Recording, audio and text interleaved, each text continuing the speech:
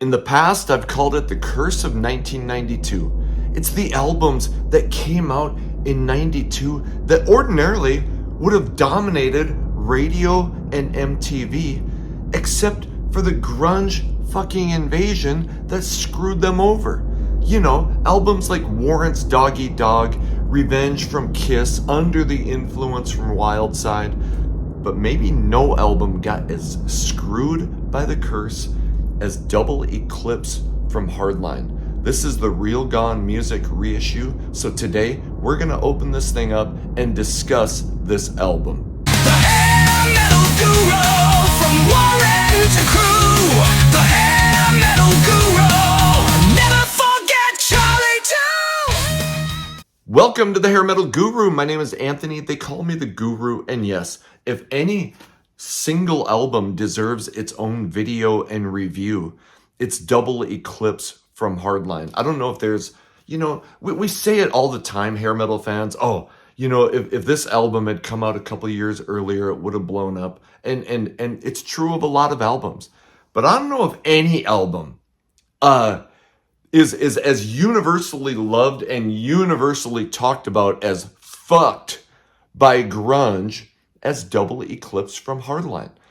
Neil Sean, the guitar player, he's in one of the biggest bands in the world in Journey in the 80s. And when that starts kind of going south, what does he do? He forms another platinum band, Bad English, with John Waite from the Babies and John Waite solo. And they do really well. But then their second album is a failure, Backlash. So you might think, shit, he's going to bail and go back to Journey. But no, he recruits these guys that were in a Sunset Strip band called Brunette, Johnny and Joey Gioli, and gets a guy named Dean Castronovo on drums, gets Todd Jensen on bass. Hell, I think even Dean Cain from Journey did some writing on this thing. So he puts together this great fucking lineup. He's got young blood, he's got old blood, he's got a name, and records this son of a bitch. So this is supposed to be the Fire Orange vinyl reissue from Real Gone Music. So we're gonna open this thing up, talk about the album, look at the vinyl, and then you can decide if you need to pull the trigger on this thing. I think when I had this thing in my cart before Christmas, it was like $32.99 on Amazon. But do you know how I got it?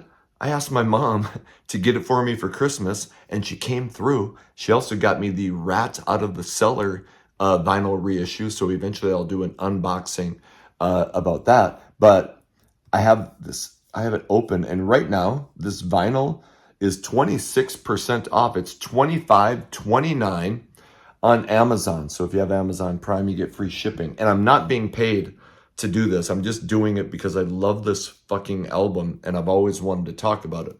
So, looking at the front, one thing I don't like is that the hype sticker is kind of covered up.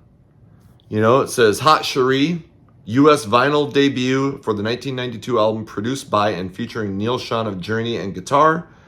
Fire Orange vinyl processing, and then it's covered up by this shit. So that's kind of lame.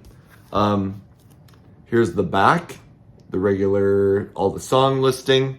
It looks like there's a ton of fucking, album information, probably thank yous and stuff. Obviously, I can't read that right now. So let's take the plastic off and open this thing up. I've been listening to this album today, just kind of thinking that I was going to do this review tonight. Holy shit. I mean, this has got to be one of the all-killer, no-filler albums of the genre. And does Hardline really fit into hair metal? Well, fuck. We know by now that the channel covers so much more than hair metal, or at least it covers hair metal, hard rock, heavy metal, adjacent stuff. Does the sound kind of sound hair metal? Sure. But no, they're not like a big fucking makeup wearing glam band. And by 1992, most bands weren't wearing that shit. So I'm going to keep the hype sticker I wonder if I can peel this thing off so I can read. Lame move, Amazon, for covering up the fucking hype sticker. But it looks like maybe I can pull this. Oh, okay, so I was really just missing a barcode. So anyway, there's the hype sticker, uncovered by that stupid thing. So I'm gonna set that off to the side. So now we can get a good picture of the cover. I don't know, do you like that cover? I mean, I've grown to love it. You know, it's cool. It's cool, I guess. Here's the back. I'm obviously not gonna read all that back. So, got the band picture. I don't know if Neil had kind of a little bit shorter hair, but yeah, he was never a long hair rocker guy, but the fucking guitars on this thing are long hair rocker guy. So it's not a gatefold. We got the fire orange vinyl. Nothing really fancy. I don't know if there's any, so well, and fuck, you know what I forgot? It was on MCA, which, how many bands did they fuck over? So there's the front, here's the back. I don't know that I ever give a shit if it's fire orange vinyl or covered vinyl or colored vinyl. Like, you know, whether it's black or colored has never really mattered to me. Nothing else in there and nothing else in here. Okay, that's fine. You know, it'd be nice to have like a little extra, maybe a lyric sheet or something. So I'll say that, yeah, the fire orange vinyl is fine, but you know, that's about it. It's kind of whatever, $25.99 or $25.29.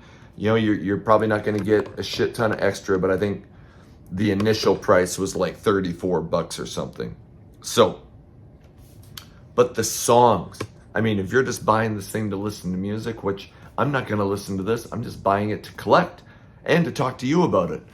The songs, Life's a Bitch is one of the great opening tracks of an album. Holy fuck. And it just rocks like a bitch. Track number 2, Dr. Love.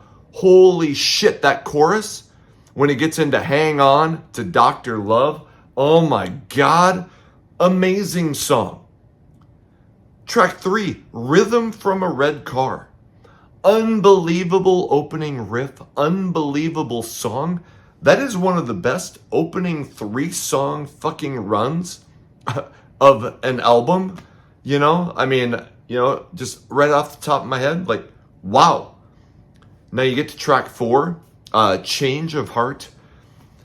It's decent. It's a good ballad. I really do like it. There is a ballad on here that I think is better. So I would say, you know, it's like if I was going to give it a score out of 10, I'd maybe say a 7. You know, it's not like, oh, I think it's a number 1 hit. It's a good ballad. It's not the best ballad. Everything very pop rock. I mean, some of this shit gets into almost more metal, you know, but everything a very great pop rock song. Fucking amazing pop rock song. Then, Taking Me Down. Unbelievable rock song. Then Hot Cherie is a cover by a band called Streetheart from the early 80s. Were they from Canada? I think so. Was there a guy from Loverboy? Shit, was fucking the guitar player from Loverboy in that? I could be wrong. Anyway, Hot Cherie is a cover. Amazing song. Bad Taste is next. Amazing rock song. Holy fuck. Then there's another ballad. Can't Find My Way. You know, surprisingly for having Neil Schon from Journey in the band, I think the weak spots are those first 2 ballads.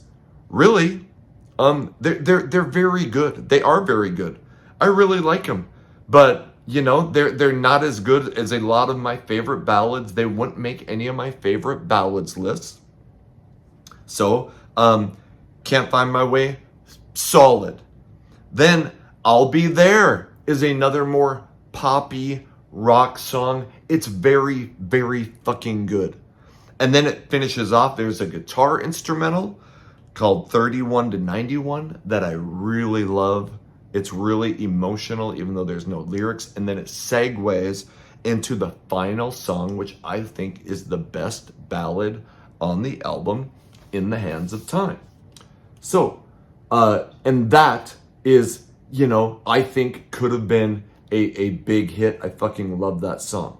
So this is going to be a short video because, there's not a lot extra to go into, you're not buying this thing for extras. You're buying this thing because finally, if you love Hardline and you love vinyl, then you probably want to add this thing to your collection. So I'm glad I have it. As somebody who doesn't listen to vinyl, I wish there was some more shit, but you can't argue for the price. So, Real Gone Music on Amazon. Right now it's around little over $25. Fire Orange vinyl. Amazing fucking record. Amazing record. And I actually recorded a video not long ago that should be coming out probably in the next couple weeks, where a few of us talked about our top 10 hair metal albums of the 90s. And this thing placed high on my list, and not just I'm on my list. It's one of the best records of the genre. So, hey, let me know what you think. Let me know what you think of this album. Let me know if you purchased the vinyl, if you have any thoughts about it. Is it a bad package? Should they have put more into it? I don't know. I'm not an expert on vinyl, but let me know what your thoughts are.